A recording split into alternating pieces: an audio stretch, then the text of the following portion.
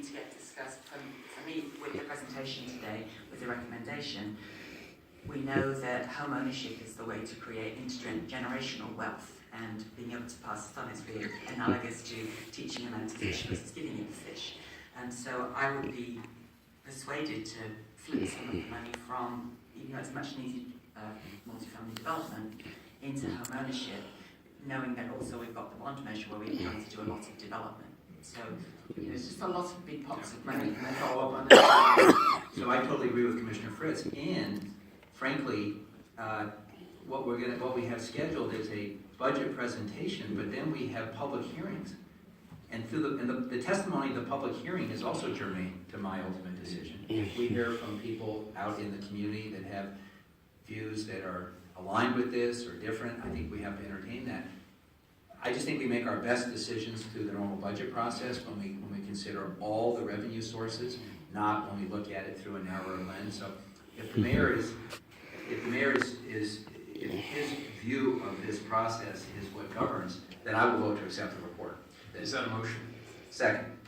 No, you moved. So we have a motion and a second. I don't want to shut off public discussion here. Commissioner Daly, did you have some questions for Director Krieger or anything else? I would like just to add one other Please. thing, which I think is germane.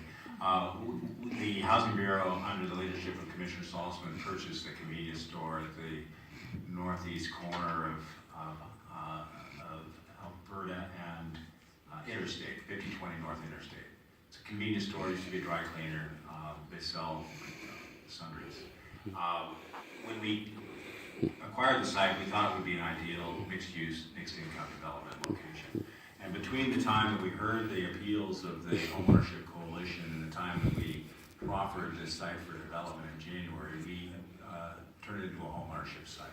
So it has been put forward as a condominium ownership opportunity for which we would be underwriting and financing with $5 million. So we're already responding to what we're hearing from people with the available resources that we have. Who's the developer on that? Well, we've just accepted applications. They haven't been screened yet. But that would come back to us It will in any indeed. event for approval, so that still is faithful to the council as an oversight role. Pop-up, not germane to this conversation. Did I hear, or do I see head nods in favor of adding some time to the budgetary presentation for the Bureau of Housing? Yes. And how much time would you like to add? I'll say a week. Either 2 hours or at least 3 hours.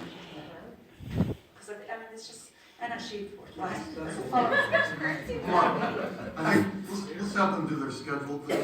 We can always schedule an additional session. But okay. yeah, 3 hours and a tightly packed schedule for a bunch of other bureaus, that's not fair to them. I'm suggesting the second round, yes. So the things that you've got in the report is already committed. Under the normal course of things, would you require council permission to do those projects that are already committed? Well, I think normally we would go to the commissioner in charge with the budget direction that we receive from council and allocate funds to projects. And then because of the maybe fortuitous timing here, we were in budget, so we can align this to the budget process without having to jump the order of things. You know, I'm fine with that. This is old money, I might add. I mean, this was Nice, yes, something you've been looking into very deeply, so I'm going to be very interested to hear your recommendations on those as well as the Very good. I think we have a sense of the council. I would just move the report. Report is moved. Second. It's seconded. Please call the roll. Prince. Thank you very much to those who've done the outreach and gave the report. Thank you very much for the citizens who come in here over and over again. When I say citizens, I mean people who live in the city, and we've got lots of wonderful people here. And so this is some good things and some challenging things, but I'm glad we're having these conversations. Aye. Fish. First, I just want to acknowledge that the reason we're having this discussion is the council agreed to lift the amount of urban renewal money set aside for housing. And the original proposal from some of the community activists was TIF to 50. And there was a debate about whether it should be 50 or 40. Commissioner Salzman and I think, sort of had an eye towards the higher end. It was a healthy debate. We ended up at TIF to 45, which means a lot more money. And so we have more money to spend. Again, I'm going to go back to what I said earlier, though. We don't have enough resources to meet the housing crisis, and urban renewal dollars meet and need to meet citywide needs. They just happen to be restricted by law. And I wish we could be like California, where urban renewal money can be spent outside of districts, but that's not the case. Even though we know that the impact of spending within urban renewal districts sometimes does impact surrounding community. But we can't do that by law. It has to be, though, part of a broader conversation. So I appreciate this report very much. It's thoughtful. And I appreciate the work that the Bureau has done engaging the community. And I like what Frida said earlier, and I hear this all the time. When people find out that the housing in their neighborhood that they don't like is private market crap, and that the stuff that's actually a jewel has been done by a mission-driven nonprofit, it flips the conversation. But I think there's often an assumption that the crap in their neighborhood is somehow, affordable housing, that we had something to do, rather than stuff that came in under an old zoning code. It was just put up to make, as much money as possible and built to last about 15 years.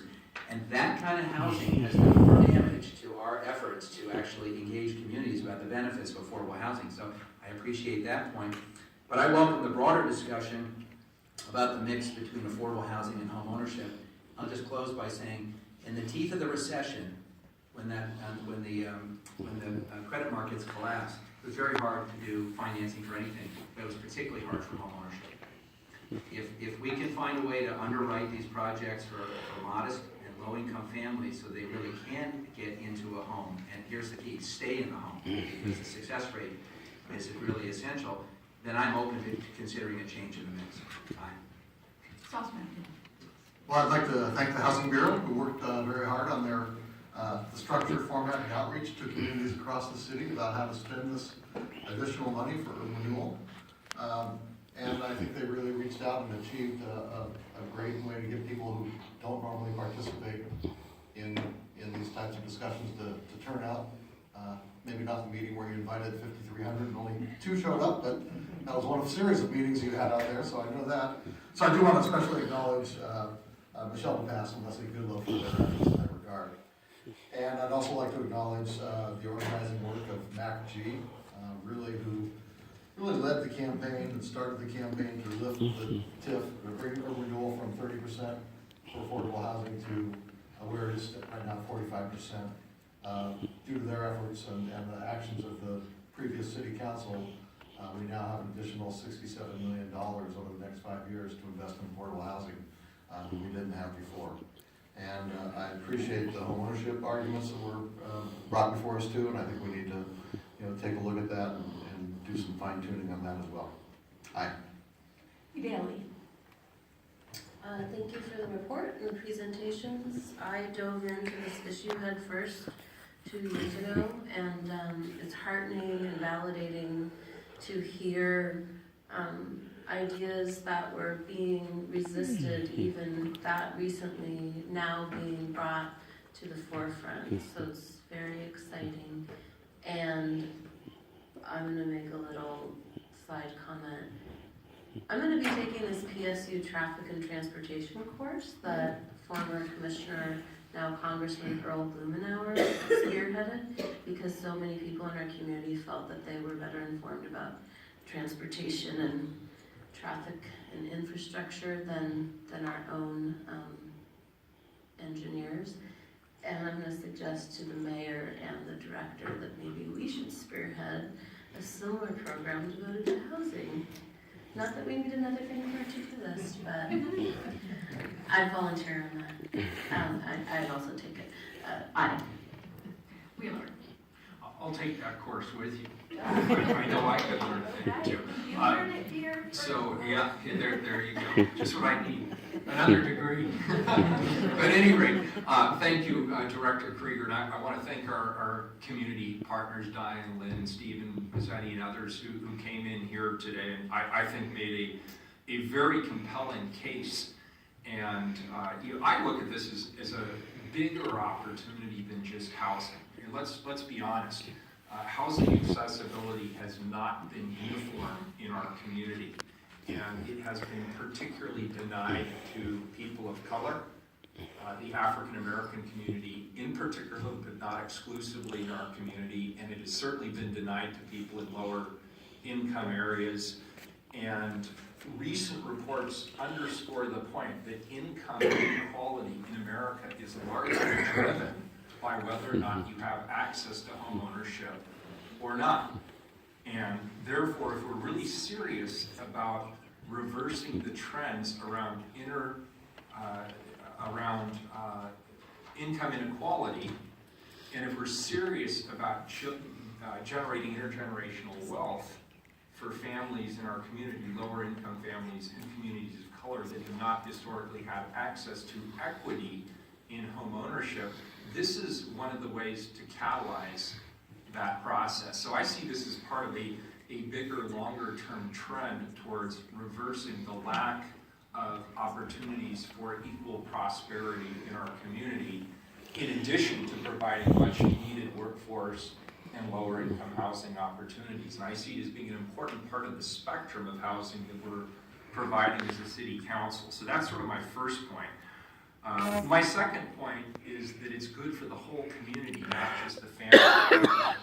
We've heard many, many good stories at this table and across the city, people saying that it's not just a roof over my head, it's a jumping off point for employment. It's an anchor for my children in their classroom and in their school district, because we know mobility kills educational achievement. We know that it's an anchor for community institutions. Think about community centers, churches, and everything else that benefit from stability in the community.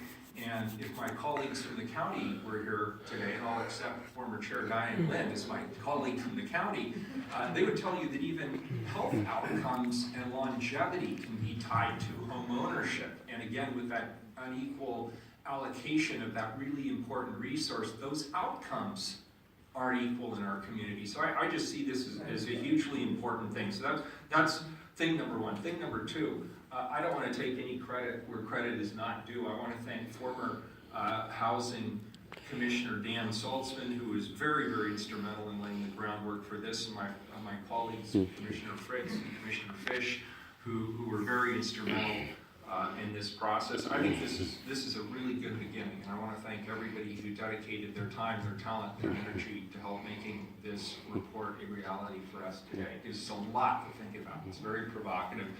So I vote aye, the report's accepted. Thank you. Next item. Item 261, accept Northeast Neighborhood Housing Strategy Oversight Committee 2016 report. So there will be an opportunity for public. Yes, if you sign up on this one. You bet. Thank you, Barry. In 2015, the Portland City Council created the North